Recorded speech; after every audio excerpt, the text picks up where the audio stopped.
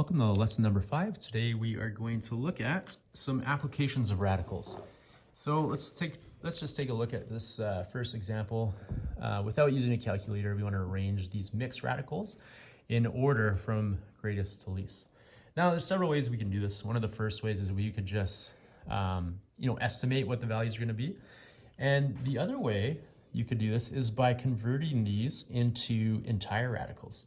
So for example, if I have 3 times the square root of 5, I know that I can convert this into 3, or the square root of 3 squared, where I would bring this back into my radical, which would give me 9, square root of 9 times 5, or the square root of 45. And I'll come back to that one. This one, I'll do the same thing.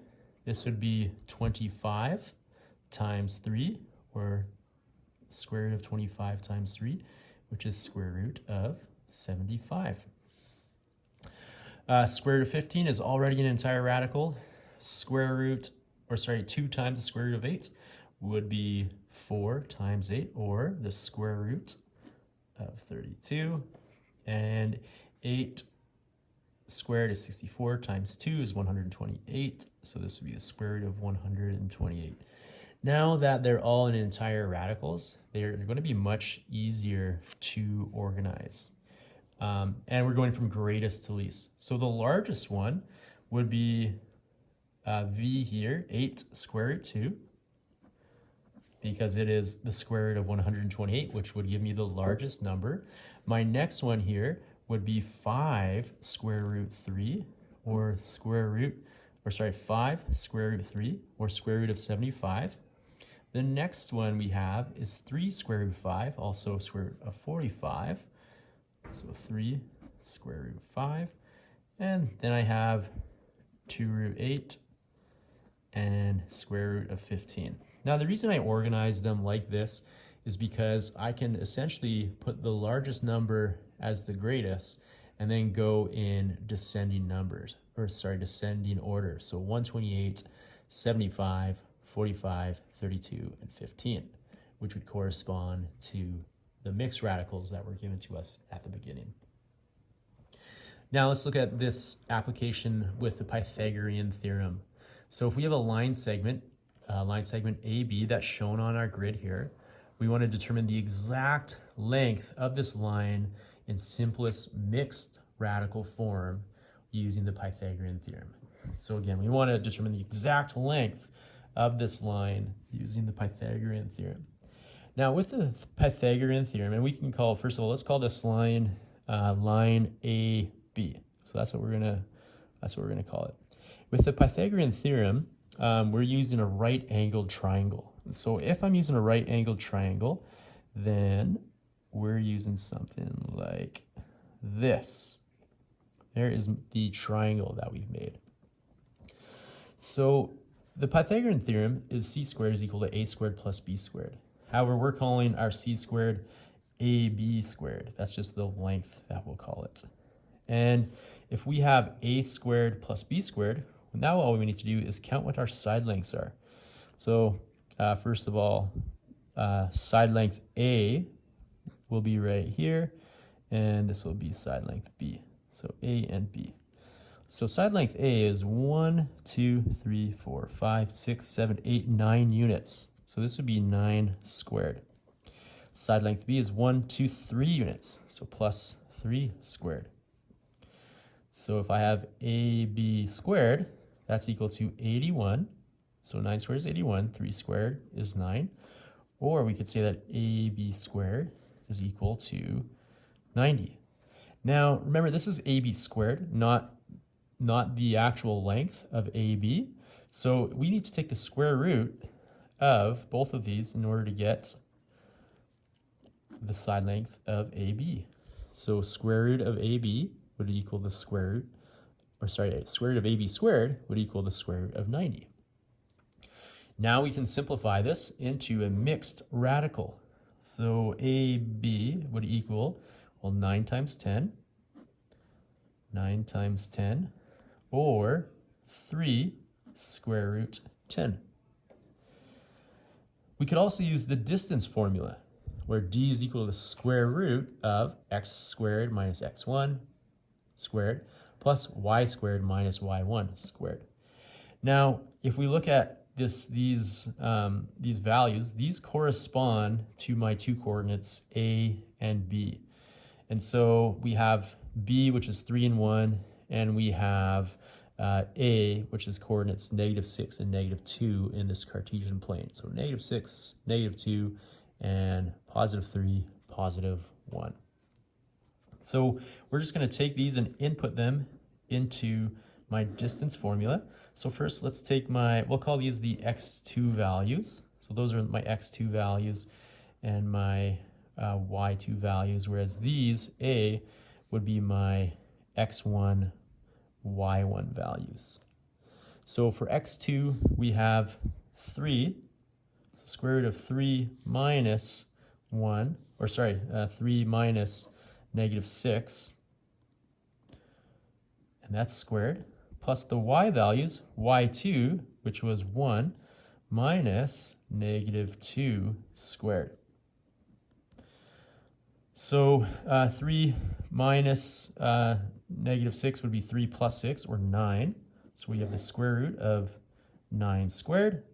1 subtract -2 is the same thing as 1 plus 2, which would be plus 3 squared. And this is going to be the same thing as above, 81 plus 9, or the square root of 90, which is equal to, we already did the math up here, 3 root 10. So this is the first couple examples, some applications of how we would use these mixed radicals in practice.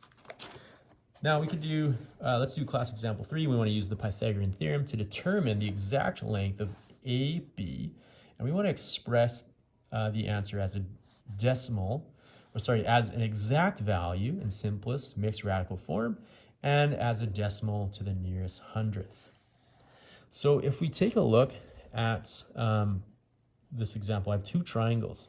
I have triangle ADC, and I also have triangle ABD. And what we're looking for is this length over here, so AB.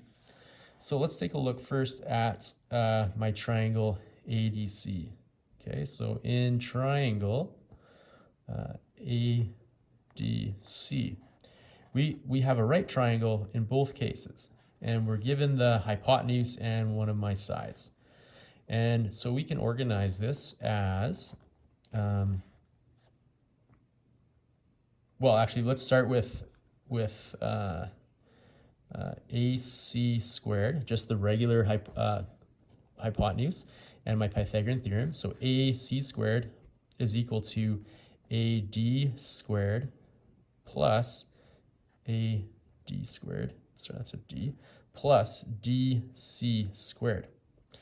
Now, if we kind of fill in our known values, I'm given 12 squared here, that's my hypotenuse, and AD is my unknown, and I'm also given DC squared, so that is 8 squared. Now, in the case of one of my legs of my triangle being my missing side, then we have to rearrange this. So AD would equal, and that's 80 squared, would equal 12 squared minus 8 squared.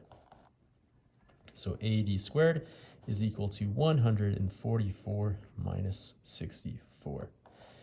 Or AD squared is equal to 80. And as a mixed radical, and actually let's leave this as is right now, because then we'll get to it over here. AD is equal to the square root of 80. Now that's this measurement here, is square root of 80. Now let's look at this triangle where we have a leg of the triangle, and now we have this other leg of the triangle.